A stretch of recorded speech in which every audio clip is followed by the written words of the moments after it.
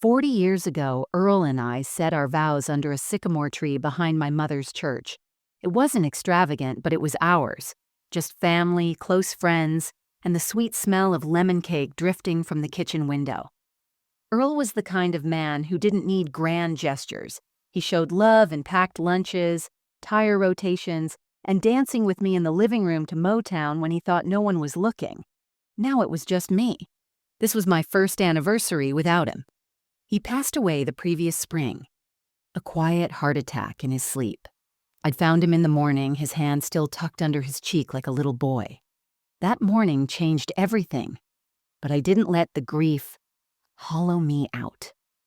I kept the house exactly the way he left it. His coat still hung on the hook. His coffee cup still sat on the shelf above the sink. I just wasn't ready to let go.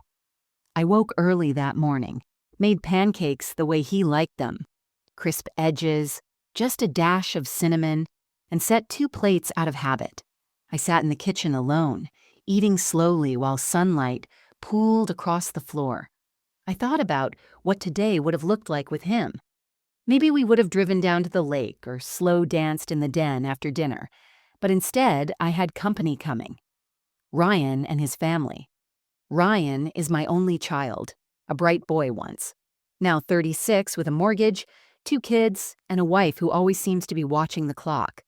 Lacey, his wife, is polite enough, but I've always felt she treats our family like an obligation. They rarely visit unless there's a reason. Today was the first time in months they'd be stepping foot inside the house. I told myself it was for my anniversary. I believed that for as long as I could. When they arrived, the kids ran ahead, their backpacks bouncing behind them. I welcomed them with open arms. Ryan kissed my cheek quickly. Lacey handed me a wrapped candle. Lavender, something generic. I didn't mind, it was the thought that counted. We had a quiet lunch. I kept the conversation light. Asked about their work, the kids' school, even complimented Lacey on her haircut. Then, just as I was clearing the dishes, Ryan spoke. He had that tone. The one I remembered from when he was 12 and wanted to stay at a friend's house, but hadn't told me he'd failed his math test. Calm. Too careful. "Mom," he said, "Lacey and I have been talking. We really think it's time you sell the house." I stood still. My hand hovered above the sink, a plate still dripping soap in my fingers. "You're here all alone," he continued, softening his voice like he was doing me a kindness. "It's a lot to take care of, and honestly, we could really use the money right now. You'd be helping us, helping the kids." Helping the kids. I stared at him. My mind scrambled to catch up. Was this a joke? My wedding anniversary, and this was his big gesture? His face was smooth, practiced. Lacey added, "We could help you find a condo near us. Something easier, more modern." Modern. I looked around the room. The yellow wallpaper Earl and I had hung by hand. The wobbly leg on the dining table we'd never fixed because it reminded us of when Ryan learned to walk and always knocked into it. The sun-faded photo of our first Christmas together still stuck with yellow tape to the fridge. And I looked at my son, my only child, asking for the roof over my head so he could dig himself out of some financial mess I hadn't even been told about. I didn't scream, I didn't cry, I smiled. "Let me think about it," I said, nodding once. My voice didn't shake. Ryan beamed like it was a win. Lacey looked relieved. They packed up shortly after that, the kids tugging on their sleeves, asking if they could get milkshakes on the way home. I stood at the door and waved them goodbye, still holding the candle they'd brought me. When the door clicked shut, the house was quiet again. But it didn't feel like home anymore. Not after that, not after him, and definitely not after what they'd just done. The silence after they left was so thick it hummed in my ears. I stood there for a long while, still holding that lavender candle like it was some kind of peace offering. The air smelled faintly of syrup and dish soap. Outside, the engine of Ryan's SUV growled as he pulled away, his kids laughing in the back seat. Not a single care in the world. I walked to the window and watched them disappear. There wasn't even a backward glance. I pressed my palm to the glass like I used to when Ryan caught the school bus in first grade. Back then, he'd wave at me every time. Today, he didn't look back. I turned away and looked at the house, but everything felt different now, as if the air inside it had changed, like the walls were listening. I walked slowly through the kitchen, wiping down the counters even though they were already clean. Earl used to joke that I only cleaned when I was mad or thinking, and in that moment, I was both. I rinsed the sponge 3 times, squeezing it until the water ran clear, then just stood there staring at it.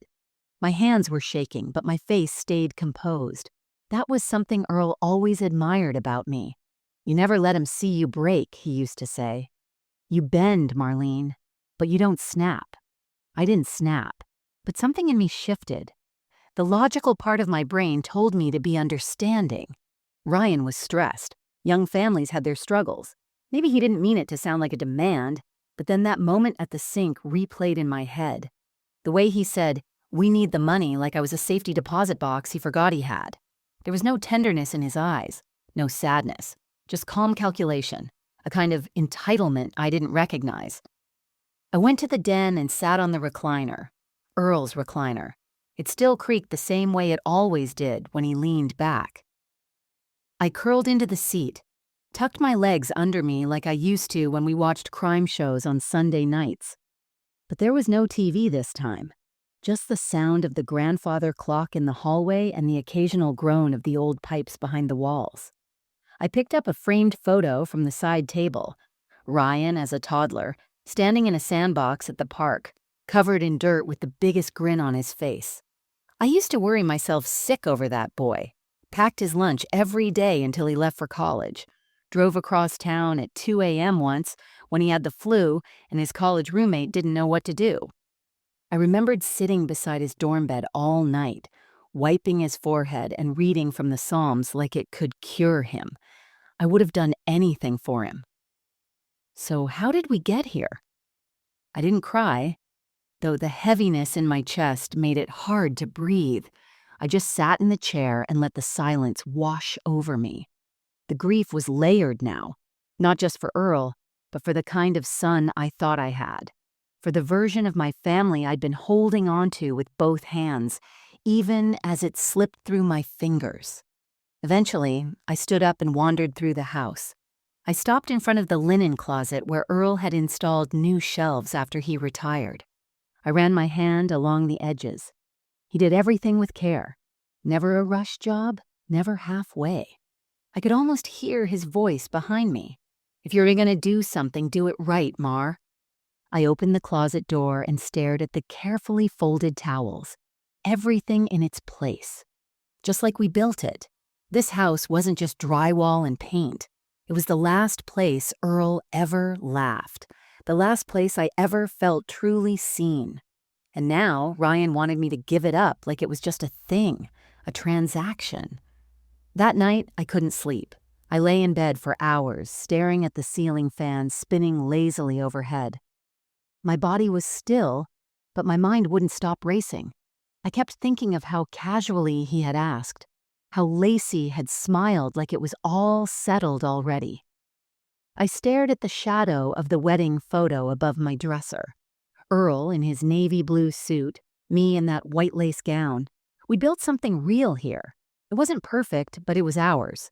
And now it felt like someone had walked in and tried to erase it with a sentence. I whispered into the dark, not sure if I was talking to myself or to him. I don't think I know him anymore. And I meant it.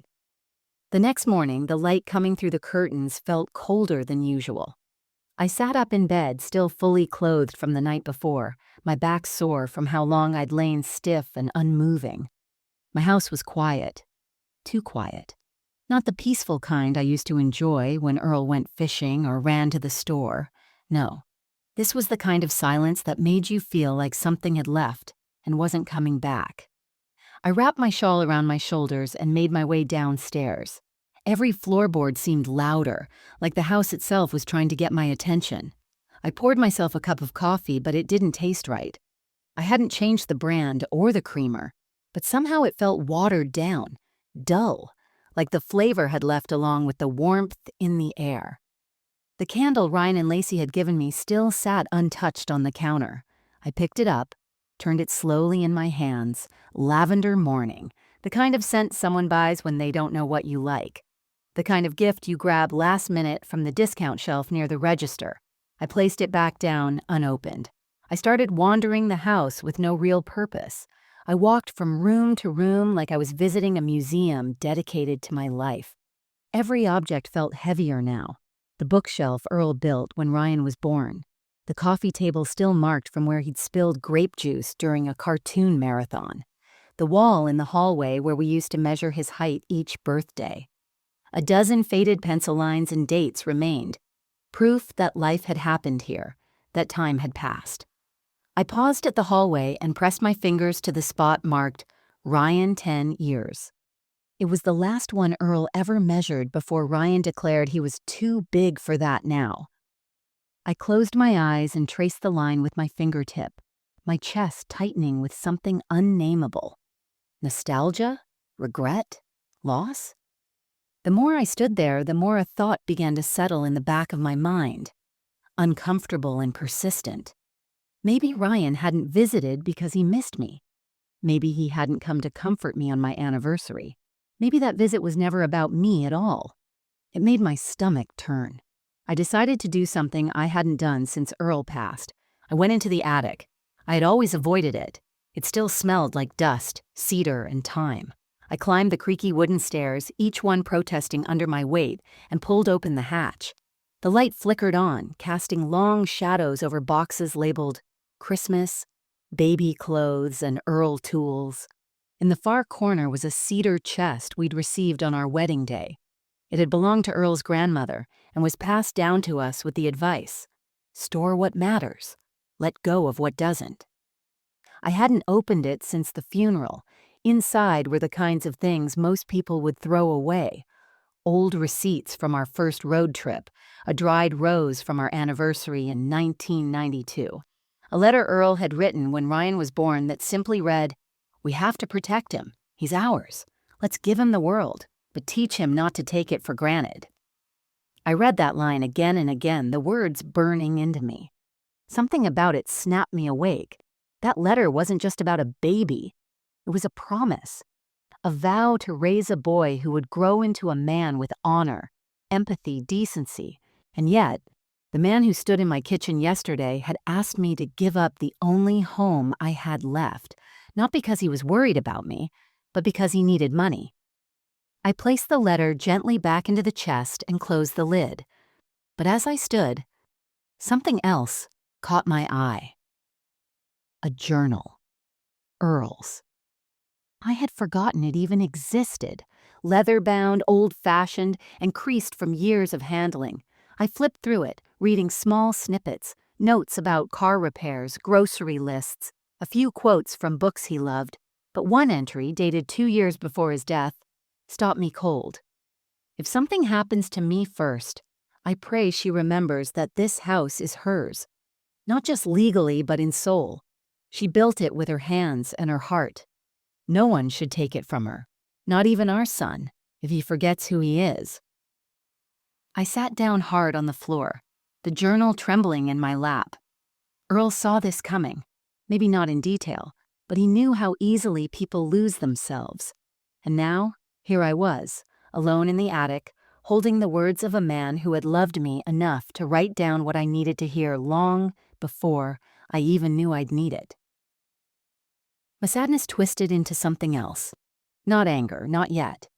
But something was rising, a new kind of stillness, not quiet like grief, but quiet like a gathering storm. The attic stayed open for days after I found Earl's journal. I couldn't bring myself to close it. I'd go up there every morning after my coffee, almost like a ritual. There was something comforting about being surrounded by dusty boxes filled with the life we'd built.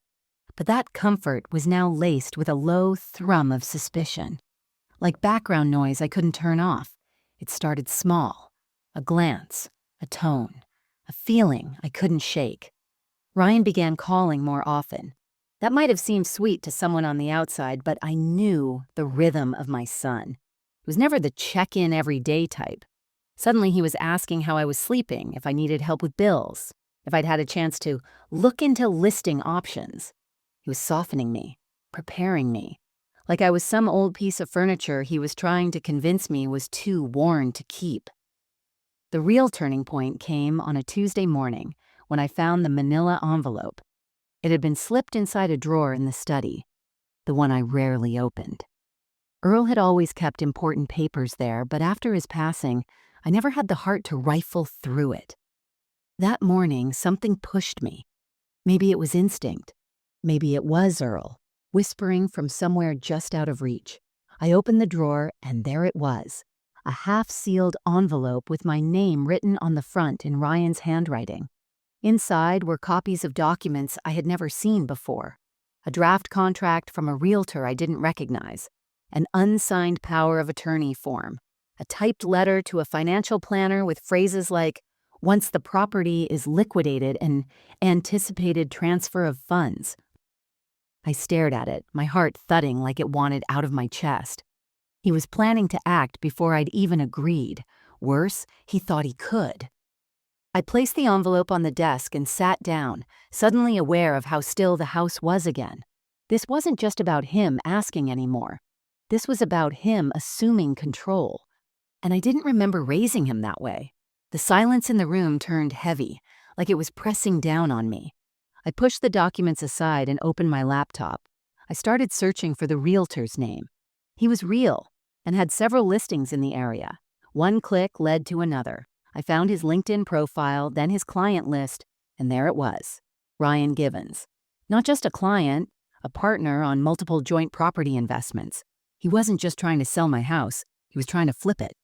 My hand covered my mouth, and I leaned back slowly, as if the room itself might tilt. A cold rush passed through my chest. This wasn't just greed, this was betrayal. Ryan had made me into a business transaction.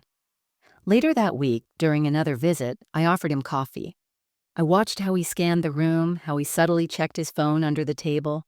He wasn't nervous, he was confident, like a man who already assumed victory. I played my role, the soft-spoken mother, grateful for the advice, asking innocent questions like, would I need to move out before the papers go through? And do you think it would sell fast?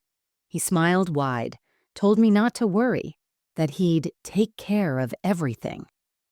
That night, I stood by the staircase and listened. Ryan and Lacey were in the living room while I pretended to be folding laundry upstairs. I heard her voice, flat, annoyed. She's dragging her feet. She'll come around, Ryan replied. She's just sentimental. Lacey snorted. The sooner it's done, the better. We're not paying another month of interest waiting on her emotions. That was it. That was the moment something in me broke cleanly, not like glass, but like bone resetting itself. The next morning, I called my late husband's old friend, Janice Heller, a woman sharp as a tack who had been our estate attorney back when Earl retired.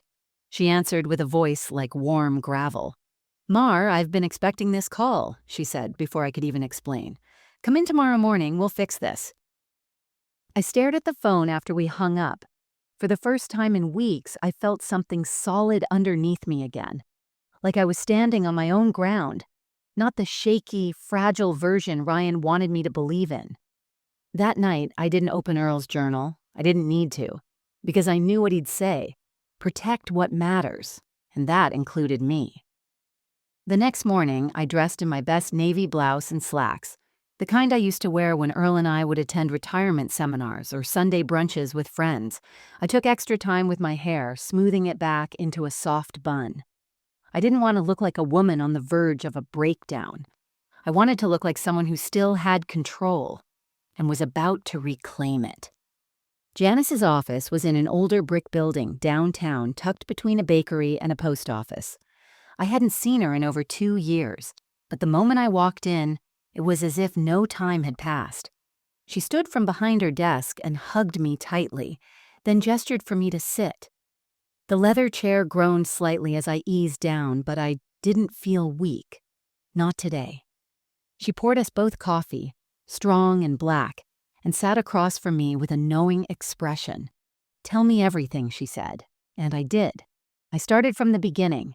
The anniversary lunch, the offhanded request to sell, the documents I found, the overheard conversation. Janice listened without interrupting, but I could see her jaw tighten as I spoke. When I finally finished, she leaned back in her chair and steepled her fingers. "Well," she said, "the good news is he has no legal authority. The house is in your name only, always has been. You never added him to the deed. Earl was very careful about that." I felt a strange mix of relief and guilt rush through me. I had half expected worse. Some hidden loophole, some quiet signing I had forgotten, but Earl had protected me even in death. "Now," Janice continued, "what you do next is up to you. But if you want my advice, don't just sit back and wait for another ambush. You've got leverage. Use it." That word echoed in my head the entire drive home. Leverage. I didn't fully understand it at first, not in the emotional sense, but by the time I pulled into the driveway, I felt it building in my chest. I could do more than say no. I could change the rules. I just had to stop asking for permission. That evening, I pulled out the folder Janice had given me and began the process of untangling the small details that Ryan had never bothered to understand. I updated my will. I rewrote my power of attorney. I removed Ryan's name from every emergency contact and beneficiary form he was still listed on. The retirement accounts, the joint CD I'd opened when he got married, all reassigned, quietly, carefully. Next, I began looking at homes, not because I was being pushed out, but because I was walking away. I searched online for places far from town, somewhere warm, peaceful, a villa with big windows and room for a garden, a place that didn't hold the shadows of betrayal. I found one within a week. A sunlit two-bedroom in a coastal community several states away, near where Earl and I had once vacationed. It had a wraparound porch and magnolia trees out front. It even had a spare room for painting, something I used to love but hadn't done in years. I called the realtor, made arrangements, and put down a deposit. No one knew. Not Ryan, not Lacey, not the neighbors. I became an expert at pretending, acting as if I was considering my options, all the while finalizing a clean break behind the curtain. It was the first time in months I felt power in my own hands again. Not anger, not vengeance, just clarity, purpose. That weekend, Ryan called again. "You've thought about the house?" he asked, too casually. "I have," I replied, "and I'll let you know soon." I could almost hear the smirk on the other end of the line, but I didn't care, because I knew what was coming.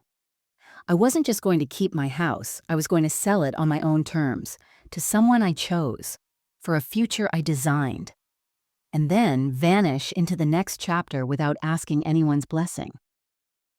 Earl once told me that real strength wasn't loud. It was silent, steady, and unstoppable. That was the kind of strength I was tapping into now, the kind that builds slowly, like rising water, until one day it breaks the dam. And that dam was about to break. From the outside, I was the same old Marlene, quiet, cooperative, still thinking things over. I made tea when Ryan came to visit. I listened politely when Lacey brought up local listings, just in case. I even pretended to like the condo brochure she handed me one afternoon with pictures of modern gray walls and shiny elevators. I nodded, smiled, and tucked it into a drawer I'd never open again. But inside, everything had changed. Every moment they spent in my house from that point on was borrowed time. They just didn't know it yet. Each morning, I woke up with a purpose. While the rest of the neighborhood watered their lawns or walked their dogs, I was gathering, documenting, reclaiming. I pulled out the box of old receipts Earl and I had stored over the years and began digitizing every home improvement we'd made. The roof we'd replaced ourselves with borrowed ladders. The garden shed Earl built from scratch one summer. Even the insulation we upgraded room by room. Every bit of sweat equity went into a file. I wasn't going to let anyone say this house was just bricks and siding. No, this house was ours, down to the nails. I cataloged the antiques we'd inherited, the hutch from Earl's mother, the grandfather clock we bought on a whim during our 25th anniversary trip. I had them appraised quietly. I took photos. I filed insurance updates. If I was going to walk away, it would be with my dignity and my legacy intact. Then I began laying the foundation of my exit plan. I contacted a private realtor, a woman named June who had helped my friend Doris relocate to Arizona last year. June didn't ask questions. She listened carefully, took detailed notes, and promised discretion. Within a week, she had a buyer lined up, an older couple looking for a permanent home near their grandchildren. They were kind, respectful, and above all, not connected to anyone I knew. Meanwhile, I slowly started packing. Not in boxes marked with Sharpie and tape, that would be too obvious. No, I packed in layers. I folded sentimental things into suitcases, set aside drawers of Earl's letters, rolled up photo albums in towels, and slipped them into the trunk of my car late at night. I sold what I didn't need, gave away the unnecessary. Every Saturday, I dropped off donations to the thrift store across town. The workers knew me by name. I always brought muffins. They never asked why I was emptying out a life. By day, I was cooperative. By night, I was disappearing. I even staged a fake phone call in front of Ryan one Sunday afternoon when he dropped by with some documents for reference. "Thanks again for your help," I said into the phone, standing in the kitchen while he watched me curiously. "Yes, I'll call that listing agent tomorrow." I ended the call and turned to him, keeping my tone light. "That was a friend from the senior group. She said I should speak to her broker. Apparently, he gets places sold fast." Ryan nodded approvingly. "Good, that's great, Mom. See, you're getting the ball rolling." He didn't ask who the agent was. He didn't realize I'd already sold the house privately 3 days ago. The paperwork was in escrow. The funds were set to transfer into a new account only Janice and I had access to. My forwarding address was already confirmed, the villa on the coast with the tall magnolias out front. There was only one thing left to do. I had to say goodbye, not to my son, not to Lacey, but to the version of myself that had stayed silent too long. The woman who smiled through disappointment, who clung to what was familiar even when it hurt. That night I walked into the garden Earl had planted and took one final lap around the beds. The roses he loved were still blooming, even though I hadn't tended them properly since he passed. I clipped a single one and brought it inside. I pressed it between the pages of his journal, right next to the entry where he wrote, "This house is her soul. Let no one take it." I wasn't letting anyone take it. Not by force, not by guilt, because the truth was, I already had, and they would find out far too late. The day I signed the official sale agreement for the house, the sky outside was overcast, heavy with the kind of gray that usually makes people stay home. But I wasn't sad. I felt calm, focused, the kind of calm that only comes when you know exactly what you're doing.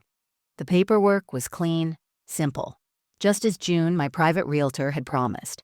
The new buyers, the Garcias, were lovely, a retired couple who had raised 3 daughters and wanted to be closer to their grandkids. They walked through the home with soft voices and respectful glances, as though they could feel the history in the walls. Mrs. Garcia even touched the edge of the dining room table and smiled. "Feels like a good house," she said. "A warm one." And for the first time in a long time, I felt proud, not for holding on, but for letting go on my own terms. We closed the deal within a week. Everything moved swiftly. My accounts were updated, and Janice made sure not a single cent could be touched by anyone but me.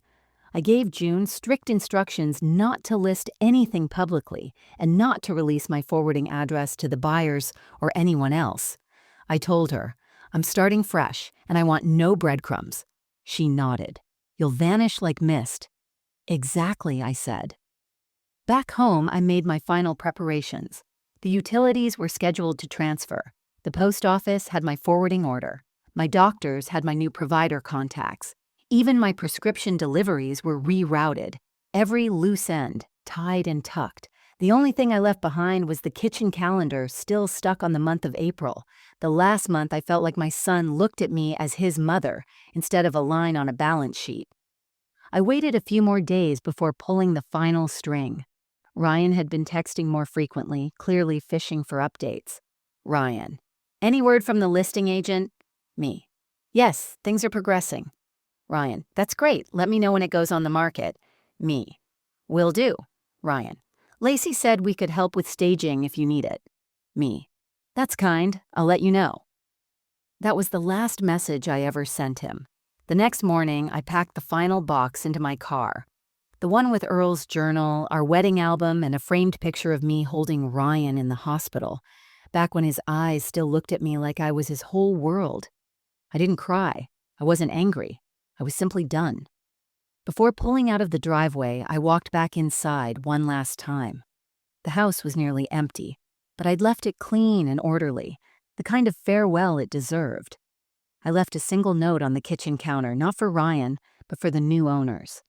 May this house bring you peace, as it once brought me. Love lives in its corners. Treat it gently. Joan? Then I walked out, shut the door, and locked it behind me. Once I was on the road, I drove a few blocks away, parked in a grocery store lot, and opened my phone. First, I deleted Ryan's number from my contacts. Then I blocked him, then Lacey, then their email addresses.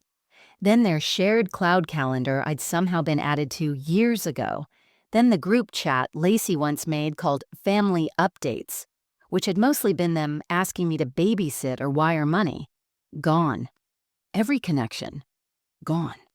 By the time I pulled onto the freeway, my life had already begun to shrink in the rearview mirror. Not the memories. Those came with me.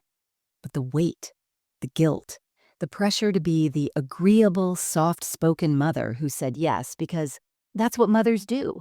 That woman had sold her house. That woman had disappeared. It took exactly 6 days. 6 days before Ryan realized I was gone. 6 days before he went from cool confidence to frantic calls, from text bubbles full of staged concern to silence, then rage. I'd been settling into my new life by then. The villa was more beautiful than I imagined. Sunlight streamed into every room, and the air smelled like salt and jasmine.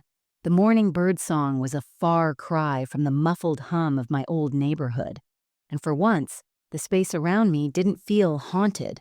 It felt clean, new, like I'd stepped out of my own shadow. I was sipping coffee on the porch when my phone, a brand new number on a brand new device, vibrated. The only person with that number was Janice, I answered.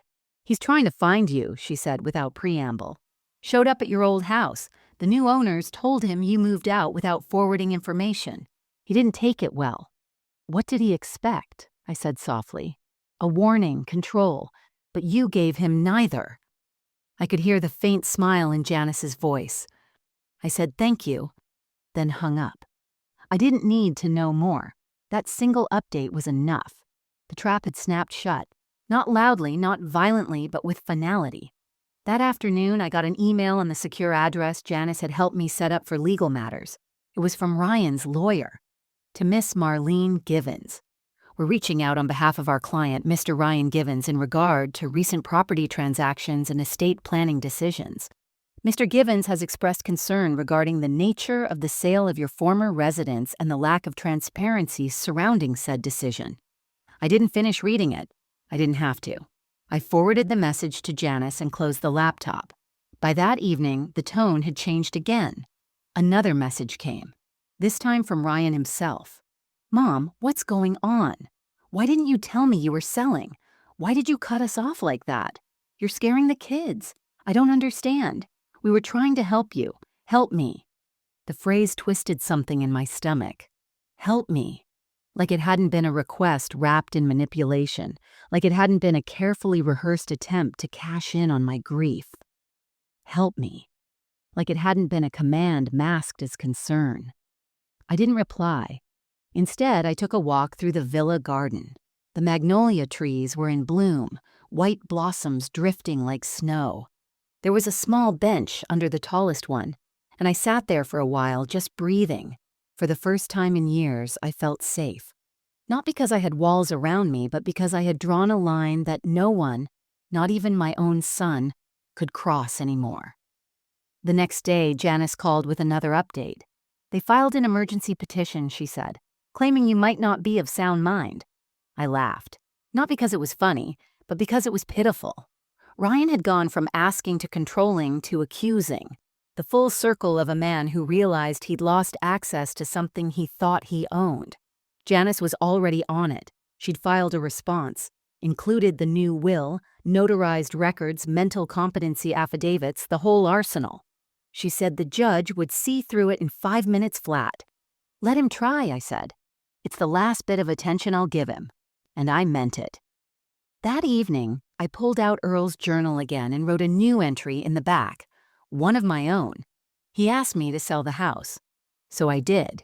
He asked me to help him. I helped myself. He tried to take from me. I gave him silence instead. I am no one's bargaining chip. Not anymore. I closed the book and placed it on the shelf beside my favorite photo of Earl. The one where he's laughing, his arm around my shoulder, both of us wind-blown and happy. I imagined what he'd say now. You did it right, Mar. You didn't shout, you didn't fight, you just walked. Yes, I did. And now the only footsteps I heard were mine. Moving forward. The house was gone. The number was blocked. The lawyers had handled the noise. And now, for the first time in over 60 years, I belonged only to myself. There was no final confrontation, no dramatic door slam or tearful apology, just silence. And I was grateful for it. I'd spent my entire life in motion, moving around others, for others. I moved when Earl got transferred, when Ryan changed schools, when the mortgage rates shifted, when my sister got sick and needed help, when the grandchildren came. I moved to accommodate everyone else's life. I didn't realize how still I'd become until I finally stepped into a space that was entirely mine. And this new life, this life I had built in secret, was quiet, yes, but not hollow. It was full in different ways. Rich in places I hadn't known were starving. I started my mornings with coffee and birdsong. No alarms, no scheduled visits, no guilt woven into every hour, just peace. I adopted a rescue dog, a wiry little thing named Peanut, with a crooked tail and an attitude too big for his tiny legs. He barked at the mailman, chased lizards, and insisted on sleeping at the foot of my bed. I hadn't laughed as freely as I did the day he ran straight into a glass door. I joined a watercolor class at the local library. The first time I held a brush, my hand shook. It had been years, decades maybe, since I created something just for the sake of creating. But the moment that brush hit paper, something opened inside me. I didn't try to paint anything perfect. I just let the colors run. I painted oceans and flowers and skies that didn't match the real world, and it felt like breathing again. People started to know me as Marlene, with the big hat and the little dog. They didn't know about the house or the betrayal, or the son who tried to box her up like a forgotten keepsake. They just knew me, and for once, that was enough. Back home, I began to reclaim the things I'd left behind in myself. I played records Earl and I used to dance to. I cooked meals he loved. Not out of sadness, but celebration. I even started keeping a small herb garden on the windowsill. Basil, rosemary, mint, life returning in green bursts. I didn't miss Ryan's calls. I didn't wonder what Lacey was saying behind closed doors. I didn't check their social media or ask anyone back home for updates. I let them be. Because that was the part no one tells you about peace. It doesn't demand anything. It doesn't ask you to fix the past. It simply lets you rest. One evening, while I was walking Peanut along the cliffside trail, I stopped at a bench that overlooked the ocean. The sky was melting into shades of peach and violet. I sat down, and Peanut curled up at my feet, resting his chin on my sandal. I pulled out a letter I'd been carrying with me for weeks. It wasn't addressed to anyone. I hadn't even sealed it. It wasn't meant to be mailed. It was something I wrote one night in bed, just after the legal dust had settled. I'd rewritten it 3 times, never satisfied, until I realized it wasn't for Ryan at all. It was for me. You were never small.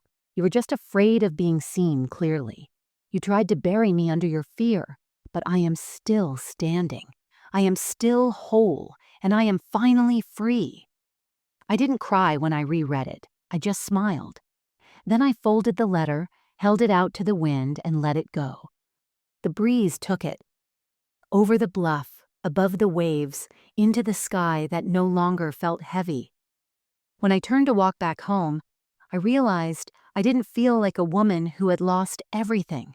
I felt like a woman who had returned to herself. And sometimes, that's the loudest kind of victory. It had been 2 months since I left the house on Sycamore Lane. 62 days, to be exact. Not that I was counting, but I kept track in small ways. Not in dates or calendars, but in the new habits I built. The rhythm of my days no longer revolved around anyone else's schedule. I marked time by the things I did for myself.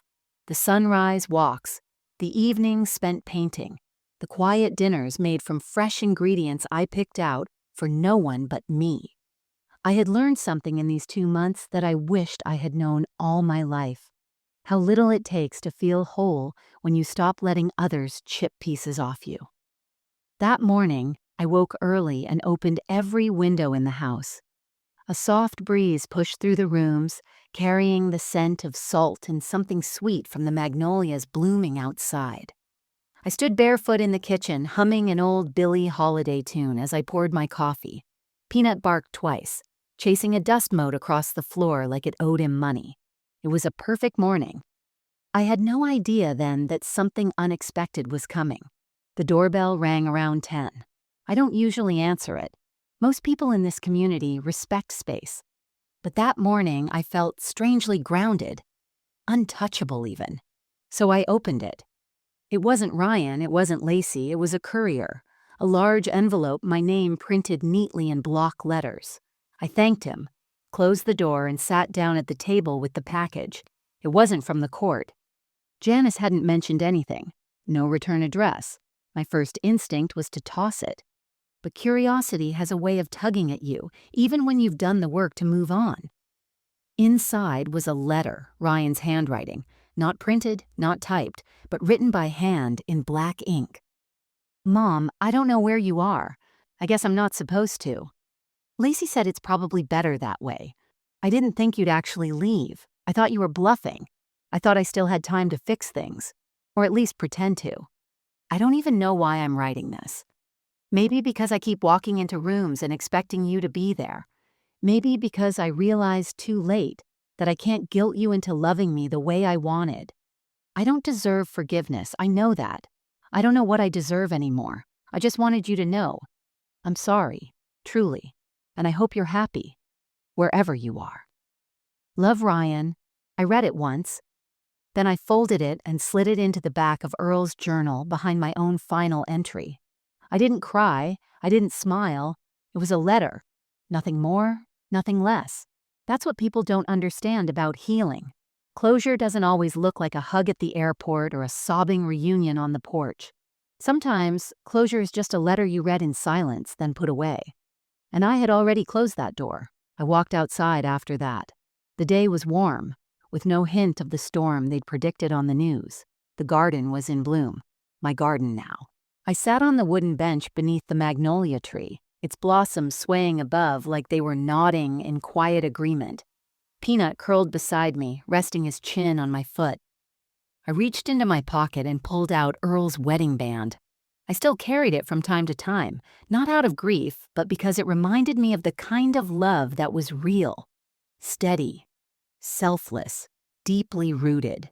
I slipped it onto my thumb just for a moment and whispered, "I kept my promise, Earl. I protected what mattered." A breeze rolled through the yard, rustling the leaves like a whisper of approval. I smiled. I wasn't who I'd been when this story began. I was not a widow clinging to old memories. I was not a mother begging for kindness. I was not a woman being managed or moved like furniture. I was Marlene Givens, and I had bought my freedom, not with anger, not with revenge, but with quiet, calculated grace. I had sold the house. I had vanished without permission. I had rebuilt myself brick by brick, breath by breath, and as I sat under that tree watching the sun stretch across the garden I had chosen, I finally said the words I had waited my whole life to say. Not to Ryan, not to Earl, but to myself. You are enough. That was the final word, and it was mine.